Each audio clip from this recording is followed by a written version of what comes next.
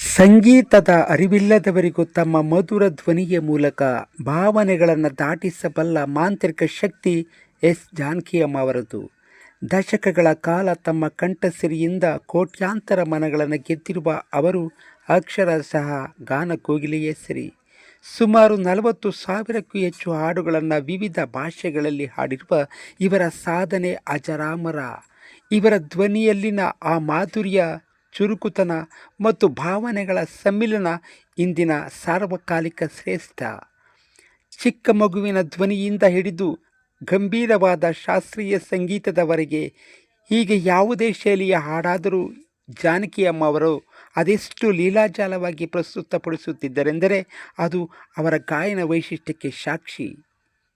ಅವರು ಹಾಡಿದ ಪ್ರತಿಯೊಂದು ಹಾಡು ಒಂದು ಕಾವ್ಯದಂತೆ ಕೇಳುವ ಕಿವಿಯಲ್ಲಿ ಮೊಳಗುತ್ತದೆ. ಇಂದಿನ ಪೀಳಿಗೆಯ ಗಾಯಕರಿಗೆ ಅವರ ಬದ್ಧತೆ ಶ್ರೇಷ್ಠ ಮತ್ತು ಸಂಗೀತದ ಮೇಲಿನ ಪ್ರೀತಿಯ ಜ್ಯೋತಿ. ಅವರ ಧ್ವನಿ ಎಂದೆಂದಿಗೂ ಅಮರ. ಸಂಗೀತ ಪ್ರಪಂಚದಲ್ಲಿ ಅವರು ಸೃಷ್ಟಿಸಿದ ಈ ಮಧುರ ಸಾಮ್ರಾಜ್ಯಕ್ಕೆ ಎಂದೆಂದಿಗೂ ಚ್ಯುತಿಯಿಲ್ಲ.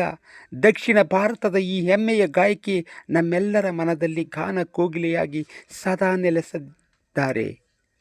ಇಂದು ಎಸ್ ಜಾನಕಿಯಮ್ಮ ಅವರು ವಯೋಸಹಜ ಕಾಯಿಲೆಯಿಂದ ಚಿಕಿತ್ಸೆ ಫಲಕಾರಿಯಾಗದೆ ಮೈಸೂರಿನ ಅಪೋಲೋ ಆಸ್ಪತ್ರೆಯಲ್ಲಿ ತಮ್ಮ 88ನೇ ವಯಸ್ಸಿಗೆ ಇಹಲೋಕವನ್ನು ತ್ಯಜಿಸಿದ್ದಾರೆ. ಅವರ ಆತ್ಮಕ್ಕೆ ಆ ಭಗವಂತನು ಚಿರಶಾಂತಿಯನ್ನು ನೀಡಲಿ ಎಂದು ಪ್ರಾರ್ಥಿಸೋಣ. ಓಂ ಶಾಂತಿ, ಓಂ ಶಾಂತಿ, ಓಂ ಶಾಂತಿ. ಎಸ್ ಜಾನಕಿಯಮ್ಮ.